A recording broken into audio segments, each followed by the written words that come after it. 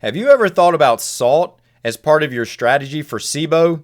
Most people haven't, yet it might be one of the simplest ways to restore digestion and stop bacteria from taking hold. Let me show you how something as basic as salt, real mineral-rich salt, plays a direct role in the terrain of your gut.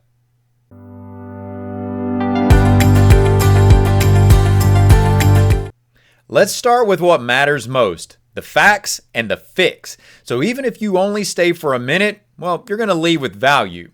Salt has a direct role in SIBO. It drives your digestive functions, and it's going to keep bacterial overgrowth in check. Salt does this by triggering your stomach acid, which is one of your first-line defense against unwanted bacteria in the small intestine.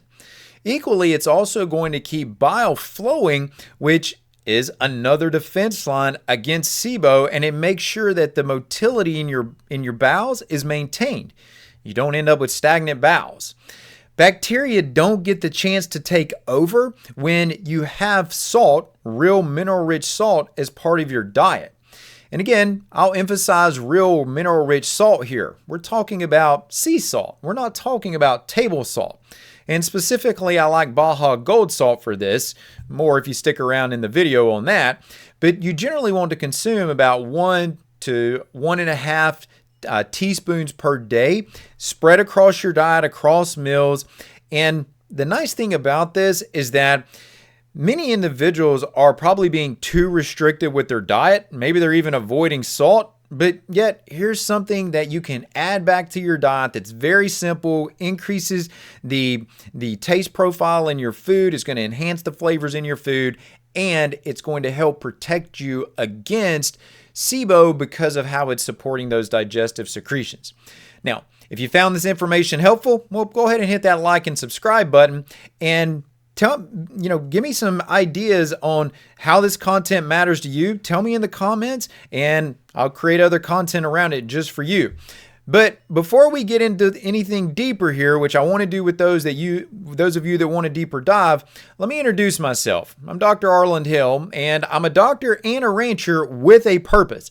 And for 2 decades, I've worked with patients who have been battling long-standing digestive dysfunction, bloating, fatigue, discomfort that just doesn't seem to go away, and helping them restore their gut health through real food recommendations that optimize digestion and support natural balance. Oh yeah, and by the way, I also raise nutrient-dense food here at Harvest Hills Ranch because I believe the solution to chronic gut dysfunction begins long before what shows up on your plate.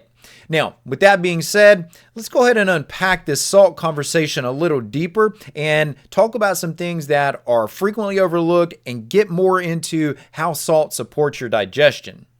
Let's look at building this connection between salt, digestion, and SIBO. And the first thing we need to do here is address some of the misunderstanding around salt's roles.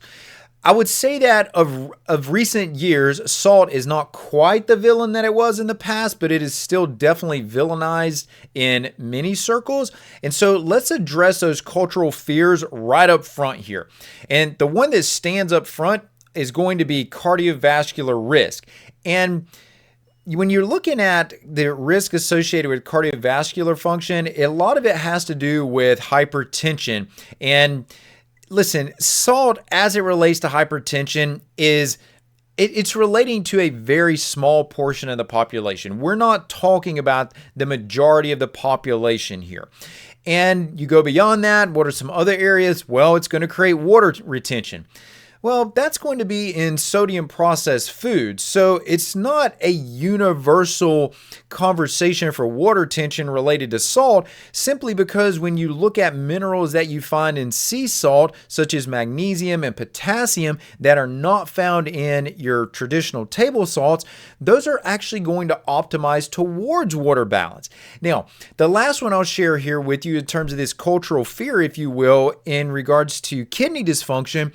Yes, there are some real legitimate concerns here, but the problem with this is going to be more in the later stages of kidney dysfunction, chronic kidney disease. Again, this is not a concern for universal avoidance or universal fear of salt. We're not talking about the majority of the population. Yes, some of you are going to argue that kidney dysfunction is becoming a bigger problem, and I'm not going to refute that. It definitely is.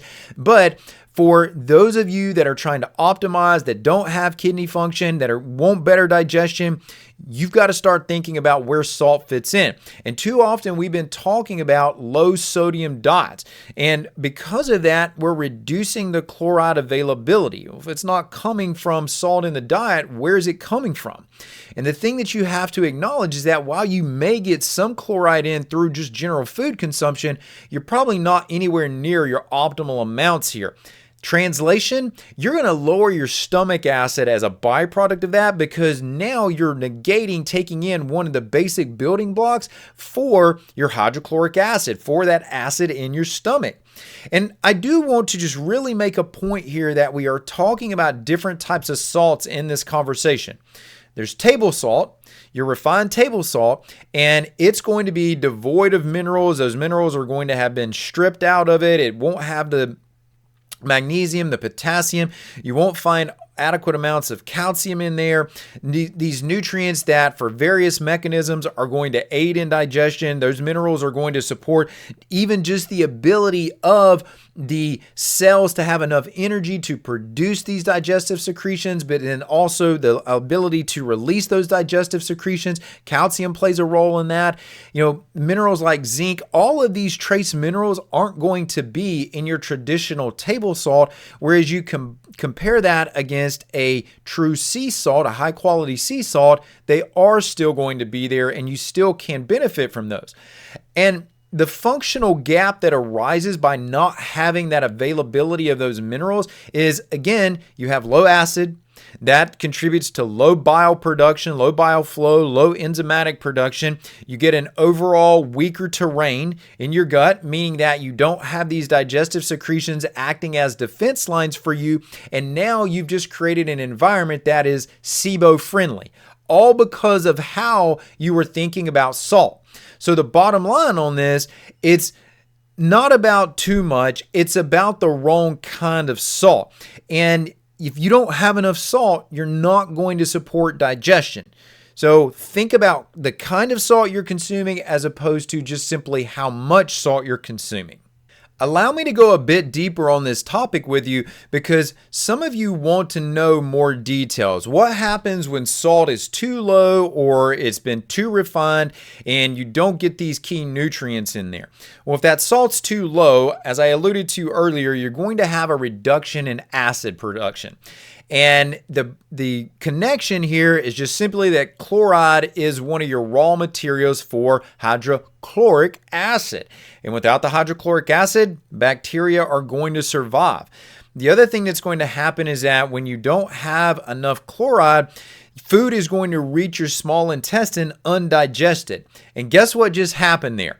You just opened the door for microbes to start to ferment that food when it transitions on into the upper small intestine. That fermentation process, not only does that contribute to the symptoms, but that is also, in symptoms, let me be specific, that's going to be your bloating, your gas, the painful distension, the discomfort. Not only does it contribute to those types of symptoms, but that is also a key to you that those bacteria are robbing you of nutrients. They're using them for themselves at your expense. So low chloride, low stomach acid, incomplete digestion, food enters the small intestine intact, or at least at a minimal, partially undigested here. And that's where the bacterial fermentation kicks in. And that's where your SIBO symptoms arise. But not solely an acid conversation that salt's relevant to here. Salt is also directly tied to your bile. And when you have sluggish bile, that's going to create stagnation for a couple of reasons here. That bile is just not as of a higher quality, so you don't get the benefits from it. Talk about that more in a second. But it also doesn't flow through the liver into the gallbladder and then out of the gallbladder as efficiently either. Part of the reason that salt, and more specifically here sodium, is so relevant to this conversation around bile is that sodium is going to be important for keeping bile salts. Again, the bile salts, same thing here. It's going to be important for keeping those bile salts soluble. And bile salts, to stay soluble, depend on sodium and potassium. So you need that salt availability. And if you're using a good quality sea salt, like I said, I really advise for Baja Gold here as the option for that. And this is the reason I do, is because it has a higher amount of potassium than other sources of sea salt that you're going to find. Not that those sources are inherently bad, but there's a need for potassium in the majority of these conversations at a greater concentration, and Baja Gold sea salt is going to deliver on that better than the other salts out there. The other benefit here is that this is going to translate to a bile that is not as thick, it's not as sticky, it's going to flow better, it's going to be more water soluble, it's going to be more optimized for the environment of the small intestine that it's functioning in, and it's going to deter bacterial growth. If you flip everything I just said the opposite direction, starting with low sodium, that's going to come back and translate as a contribution to bacterial overgrowth. Now, we've talked acid, we've talked bile. What about your enzymes? That's the third digestive secretion here. How does salt play into this? Well, remember, a good quality sea salt is going to contain a broader spectrum of minerals. It's going to have the magnesium, the zinc, the calcium, potassium will be in there.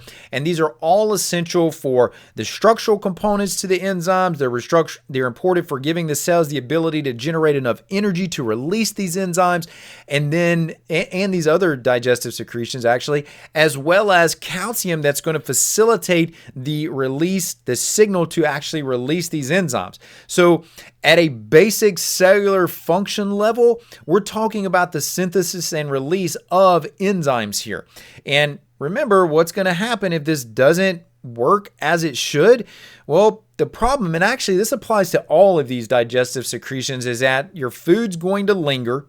We don't want that, so motility is going to be inherently slower. There's going to be fermentation once that food reaches in its partially undigested state.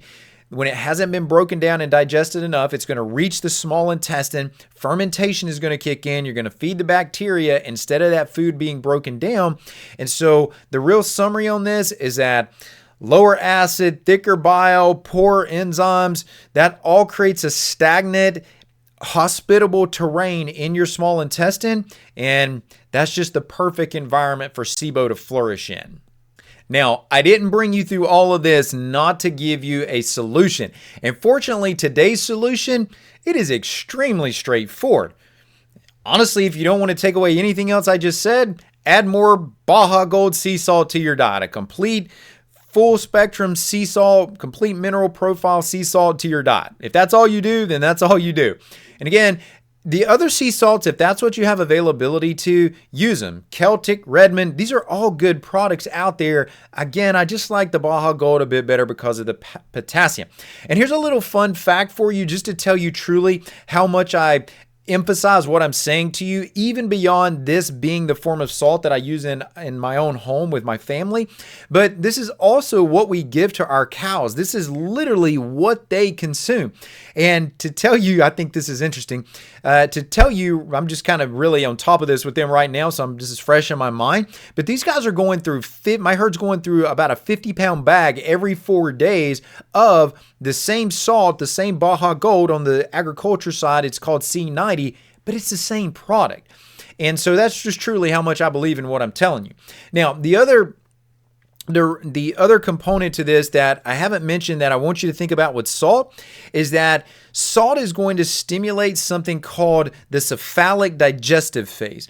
And this is where we're going to take and harness the activity of your vagal nerve. The vagal nerve is the nerve that's communicating the brain and the nervous system around your GI tract.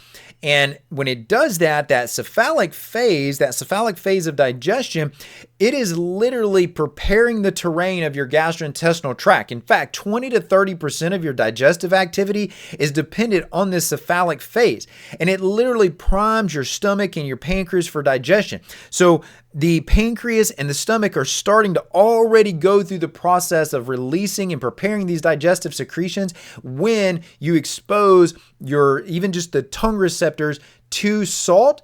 That whole neuronal mechanism gets kicked into gear, and you're supporting digestion at a higher level just because of the taste perception of salt. Now, you do want to dose salt consistently. Sodium is generally recommended at about 2 to a little over 2 grams per day. It can be a little more depending on what source you read on this. That translates for you around about 1 to 1.5 teaspoons of salt per day. And again, just spread that across your meals. Be diverse with it. You can put a little pinch on your food, put some on your mouth. Really, if you just want to take that cephalic phase that I mentioned, if you want to take that to the next level, well, just put a little salt on your tongue. You can jumpstart that. And you want to pair this with your nutrient-rich food. It only makes sense that salt is going to amplify the enzyme secretion that is generally triggered by proteins and fats and the availability of hydrochloric acid. But when you have that salt there, now you're optimizing for the increased uptake of those minerals. So the salt is literally the food source that is giving not only the stimulation neurologically for digestion, but now when the digestion takes place, you've got those minerals there to be taken in more efficiently. And there is an element of this to timing. Remember, we're talking SIBO here, and you want to make sure that you're eating with the mind frame of how and not always just necessarily what. Just think clean diet on the what side and put more attention to the how, if you will. But literally exposing salt, that initial exposure, is what's going to kick this whole mechanism in gear. And that's what we're looking for. So you couple that with being very mindful on how you're eating methodically, eating the foods that are going to optimize the right proteins, fats that are optimizing for digestion as well, and not being hospitable for the development of the overgrowth in the small intestine. All of these factors can be summarized as food is important, but when we're talking specifically to salt's not there just to flavor your food. That's not the only reason salt is there. It is literally like an on switch for your digestion cascade, and it's also there now, as you know, as a portion of the process that helps prevent this bacterial overgrowth inherently. I want to conclude this conversation with one caveat for you, and it relates to H. pylori. And we're talking about H. pylori, Helicobacter pylori, because it can set the stage for SIBO. The overgrowth, this infection in the stomach, can set the stage for the overgrowth of bacteria in the small intestine. Salt plays into this because specifically sodium chloride has been shown to worsen the colonization of H. pylori and its irritation to the mucosa in the stomach. And please note that with what I'm saying to you, the evidence behind this has been geared towards table salt, specifically sodium chloride. But as you'll know, as I've been going through this content with you, I'm speaking to beyond sodium chloride. We're not talking table salt. We're talking about a true sea salt, a full mineral spectrum of salt. Interestingly, that has not been associated with the same impact on H. pylori. So if you do struggle with H. pylori, my conservative recommendation to you would be to start below that 1 teaspoon level that I mentioned earlier, work that dose up and see how you respond. But it is very likely that the full spectrum of availability of minerals is actually going to work in your favor here, and it's going to help with optimizing for the recovery, for the healing, and deter some of the activity that's often associated with H. pylori. And when you're ready to go deeper into what happens when bacterial overgrowth and H. pylori overlap, well, go ahead and watch my next video here, SIBO versus H. pylori, the overlooked connection that's keeping you bloated. It ties in this entire discussion that we've been having.